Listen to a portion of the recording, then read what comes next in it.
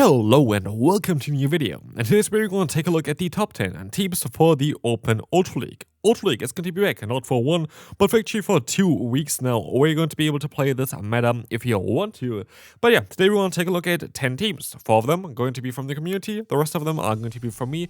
To be fair, I haven't played this meta as often this season because a lot of times another cup that was quite interesting for me was around, but I still think that the Ultra League is going to be one of the best metas to climb. And today we want to take a look at 10 teams I think could work out quite well for you there. And so, let's move on now. But before that, of course, if you want to support the channel, feel free to subscribe to the channel here as well as leaving a like, and we can move on to team number 1. Where we will going to see here a team from Taffy-style. We're going to have a team here with the lead of Shadow Dusknoir. This Pokemon is going to have a lot of fast move pressure, but also provides a great typing here for the backline. As you're going to see Gastron as well as Credilli, I would assume Credilli is a safe here for this team. We're going to see a double Fine type weakness in the back, which of course Dusknoir is going to be double resisting, so you're going to have like kind of more of a classic ABB style line. And we see it here as well with this team. This team has a lot of play against a lot of Pokemon, and there's nothing really that you really have to worry about. Hence, we don't have here really a difficult matchup, because even the matchups that seemingly difficult on PvPoke here, none of them are really that difficult. All of them are kind of neutral. Like, for example, Como, Dustin was totally neutral against it. Most of the times I think it wins the 2-shit scenario even against Como. Gostlord still has the Dragon type damage against it. So, like, it's alright. It's absolutely an alright matchup. And so, yeah, this is team number 1. This team is quite nice, quite neutral. And yeah, what you're going to see here today, by the way, as well, is going to be a lot of teams going to be quite expensive to build. There is, I think, a no-XL team coming up here, though, as well, with a lot of Community Day Pokemon. So that might be something for you if you are not really having those resources yet. But let's take a look here real quick at team number 2. Where you're going to see here a team with the Moltres. Galarian Moltres has been such a good pick the entire time. This Pokemon is going to be very good, especially together with the Gastron. As Gastron and Moltres, it's going to be a perfect core together. Moltres being weak to those electric type Pokemon that Gastron can counter, while Gastron is going to be double weak to those grass types. And for those grass types, we're going to have 2 answers with it. We're going to have Scissor as well as the Moltres, which kind of gives this team the opportunity as well to, if you're going to basically have your Moltres going down in the lead, you're still going to be able to counter the main weakness of your Pokemon in the back, the main weakness of the Gastron with a Scissor. So alignment isn't as key for this team as it might be for other teams. And so that is going to be an interesting thing here for sure to note, as we can now move on to the next team. Again, here I didn't really feel like there was any Pokemon that was very threatening. Moltres itself, you have here the mirror matchup as well. Scissor does a lot of fast move pressure, should be absolutely alright. Team number 3 is going to be around Turtonator, a Pokemon that got buffed this season quite significantly, with having access now to Dragon Claw, which got buffed anyway, but access to Brutal Swing, which is going to give you some great coverage in the current meta. Next up is going to be very likely here the Dusknoir going to have access to the move Dynamic Punch in order to counter the normal types, which are the only normal and dark type Pokemon, which are the only real answers to it. But also, I could even see that you could go for something like the Corviknight as your Say-Stop, which was an alternative option here. They used either the Scissor or the Corviknight, so I assume it's going to be more the closer though mainly, so yeah. This is going to be interesting. But now we can take a look at the ranking here as well. And we're going to see that Moltres can be a little bit of a problem, but I guess Turtonator is going to be quite neutral. Scissor is going to be quite neutral. Feraligatr is a bit more of an issue, as it's going to be able to resist Incinerate. It's going to be able to do super effective damage against the Dusknoir, as well as it's going to be able to resist the Bullet Punch of the Scissor.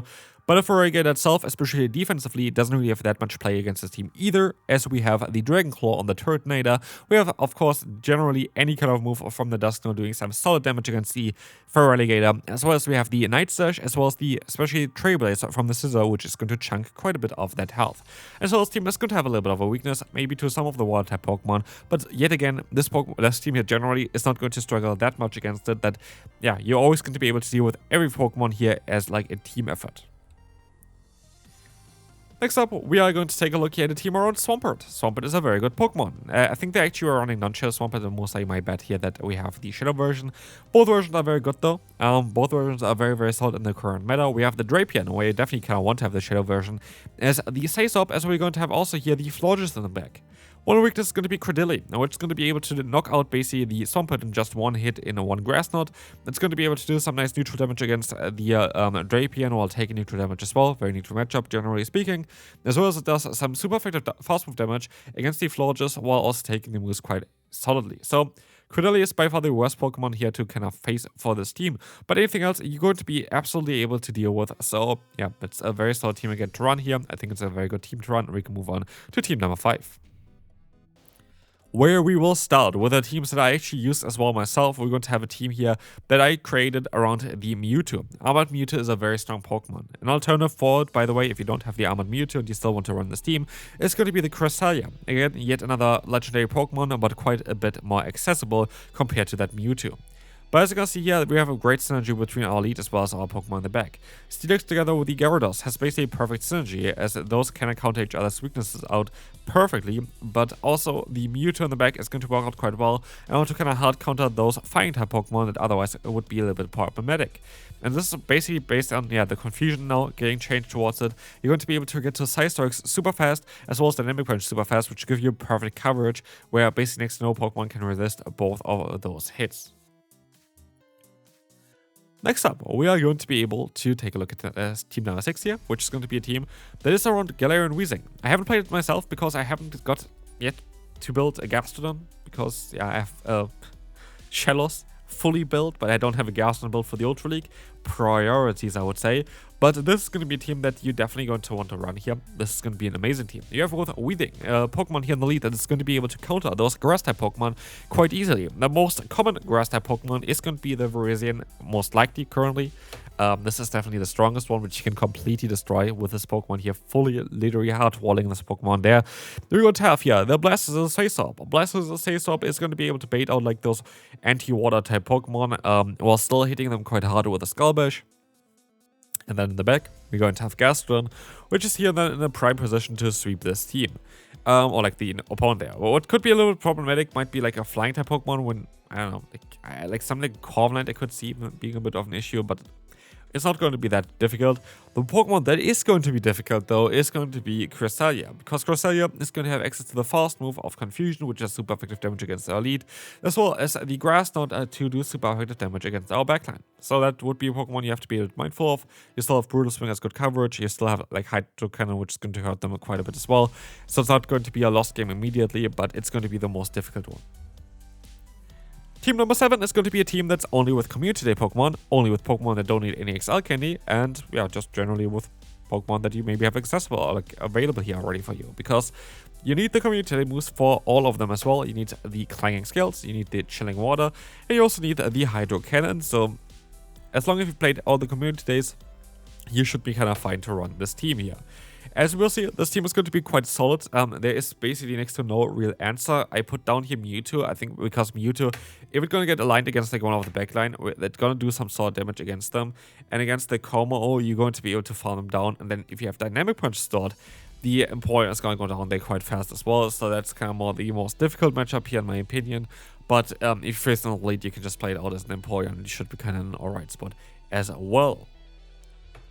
Number 8, we're going to have a team that actually was more of a meme, but I actually kind of enjoyed it. We had Dunsparce, the Gyarados as well as the Charizard.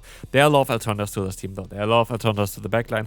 Just generally want to showcase on how cool Dunsparce here is. This Pokemon only got recently really released, but it's a very good Pokemon in this current meta, because it is going to be basically a Dunsparce, but for the Ultra League now. You have very solid and respectable bulk, you have a very solid defensive typing and a pure normal typing, which is only going to be weak to fighting type Pokemon, and you are going to have here as well, of course, great coverage for the weakness of fighting with your backline. Generally, it's kind of to try to set up the Charizard to sweep. I'm a bit worried though sometimes about like the Belly Bolt, if that's a bit too strong here, where you could maybe even have like something in the back that is going to be a bit better against Belly Bolt. I could see something like a Dragon type Pokemon in the back as well that could work out. But this is going to be it for team number 8, and we can move on to team number 9.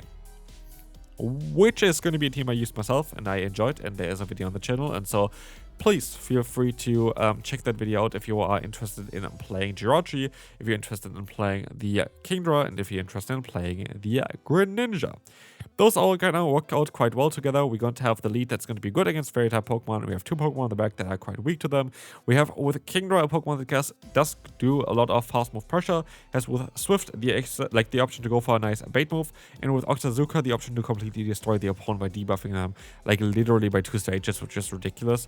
So yeah, this is kind of how it works. You have 2 Pokemon in the back that doesn't want to face fairy types. You have the Stays up here of Kingdra to bait them out, while still just only doing like neutral damage, but trying to debuff them maybe. And then we have Greninja in the back. This is a team that I played, which worked out quite well as well. Again, there's a video on the channel, definitely check it out. And the final one here is going to be a team where we're going to have the Jonkus, we're going to have the Swampert here, and we're going to have the Como. Like, we have the Mudboy and Jonkus core, which you see already the entire time in the Open Great League currently. As Gastron plus Jonkus is a very good core, we're going to have, the adept version for this one. For the Open Ultra League, of course, if we would have the Gastron here, this would work out quite well as well instead of the Swampert.